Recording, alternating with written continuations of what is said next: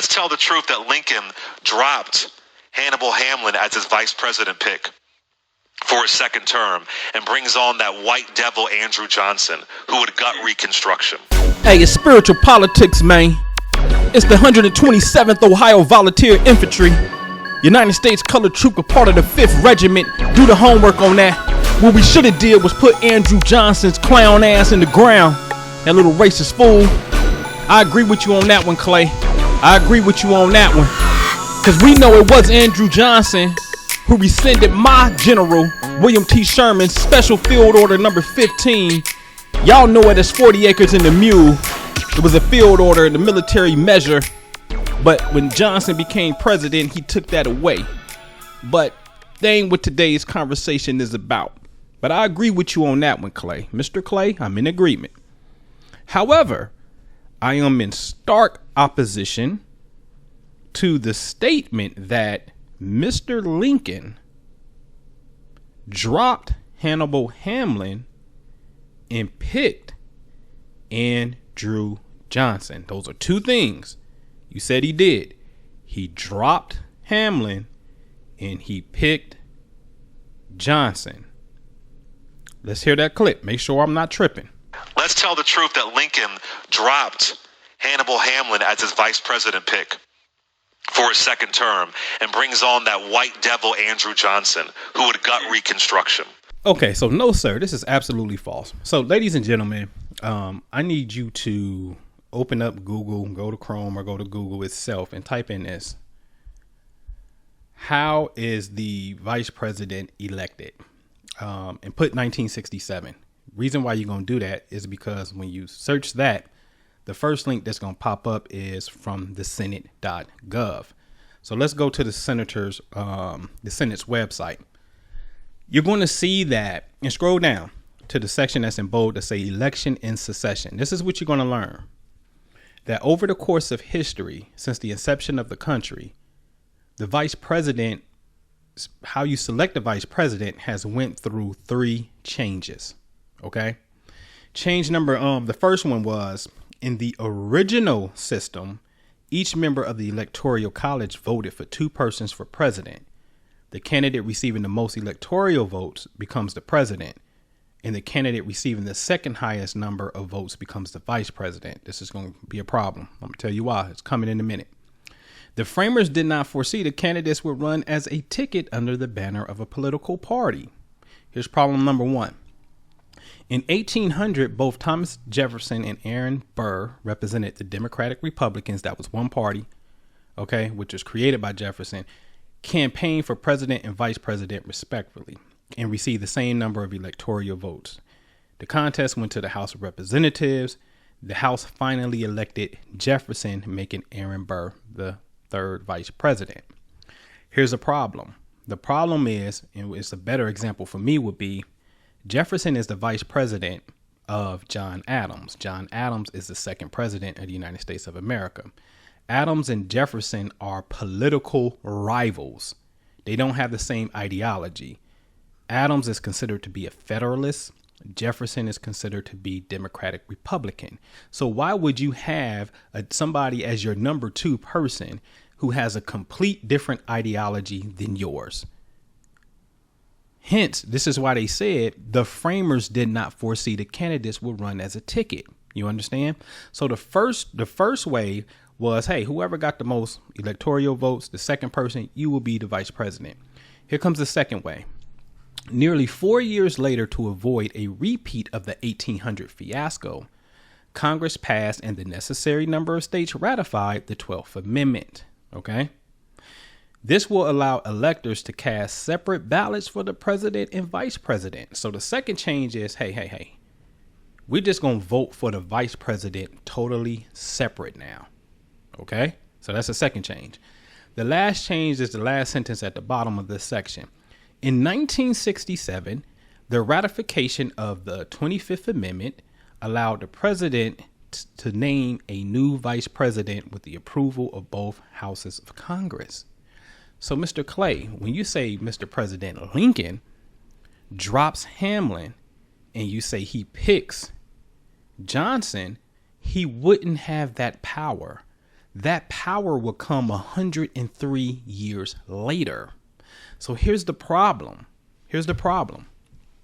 See, if you're under the belief that Lincoln had the same presidential power that we currently have on how you pick a vice president, then that belief is false. And you just told thousands, if not millions of people, a lie, a bona fide lie. And it's irresponsible. So now you should correct that. Now, if you read that Lincoln picked Johnson and dropped Hamlin, which that's so easy to find because that's surface level internet stuff, everybody's going to say that. It's just a general conversation, right? Then your source of information is bad. You didn't do the due diligence to verify how this selection process took place. In lack of due diligence, you told a lie. Okay? Now, if you go to the election of 1864, ladies and gentlemen, you will see that Johnson actually received 200 votes. Hamlin received 150. So how can Lincoln pick anybody when these people have to go and get a vote? The vice president has to get a vote. Right? This ain't 1967 when Lincoln can handpick and it just needs a confirmation. No. They're going to get their own vote. 10 people ran for vice president in the year of 1864. Lincoln ain't picked nothing. Lincoln ain't dropped nothing. Absolutely nothing. Okay? In fact, to give a little insight, I'll give you a first-hand source. This is coming from Henry Wilson, who will be the vice president of Grant from Massachusetts. He has a book, and this guy documented everything. He got a lot of stuff. Okay. And this is firsthand accounts. He's telling you everything that's going on. We're going to read out of The Rise and Fall of Slave Power, Volume 3, page 550 and 551. Okay. Let me pull it up here. I kind of messed it up. Hold on. Let me go back. All right, here we go. All right. So he's at the 1864 convention. Okay. And he's talking about on the first ballot, for vice president, there were 10 who received one or more votes. There were 10 people, of whom Andrew Johnson received the highest number. Next to him was Mr. Hamlin. I told you Johnson received 200. Hamlin received 150. You're going to see Dickinson receive 108, and then it gets smaller and smaller. Okay. Now, this change in the matter of vice presidents, I'm reading it, was from no dissatisfaction with Mr. Hamlin, but it just came from a policy to recognize the nomination of a Southern state and who were the war Democrats, as they were styled, each of whom represented in the person of Mr. Johnson. Okay. I'm not going to get into the war Democrats, or maybe I should. The war Democrats was basically some people who were not pro-slavery, not to the extent of we're going to go against the United States of America and try to form our own thing. So Andrew Johnson was a war Democrat who actually said, yo, what y'all doing, South Carolina, Mississippi, Georgia, that's treason. And that's a no-no. So he stood as what's called a war Democrat. So now Abraham Lincoln is under the perception that he is going to actually lose. He is going to lose the 1864 nomination. Okay. He actually gives a speech about it. All right. Can I find that speech? But anyway, he actually gives a speech about it.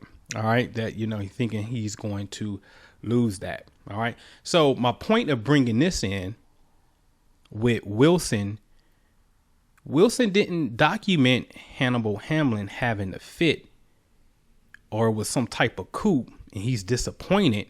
Hamlin knows he has to go through an election process. He has to go through an electoral process like all the vice presidents have to do at this particular time. You understand what I'm saying? So, Mr. Clay, I refute those points that you made about Lincoln. And you, sir, say you want the truth. That's all you want? You want the truth. Didn't you say that? The only thing that I want, Leon, is that I want the record to be clear.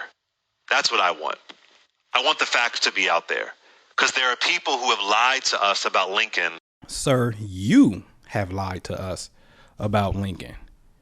All right? Be a little bit more responsible, man. I would love to have this conversation. Would love to have this conversation with you. Zoom, whatever we got to do. Let's have this conversation. All right. So people, do your homework, do the due diligence. You see it for yourself. If you're listening on the podcast, you can actually go to YouTube, subscribe to Spiritual Politics on YouTube. I'll drop it in the description. I'll drop the link in the description. That way you can kind of just see the voice over version of this episode where you can see the conversations. You can see the actual documentation in a sense for yourself. All right. I'm signing off, man. Peace. Hey, it's Spiritual Politics, man. Yeah. Priesthood shit. How they gonna miss the spirit with politics? I pledge allegiance to the flag that came and got us about that situation called slavery. Bitch niggas don't want to talk about it. They're gonna make up all kind of elaborate stories and shit. Get ready for it. Here we go. Union soldiers made slavery over. Harriet Tubman, she was a Union soldier.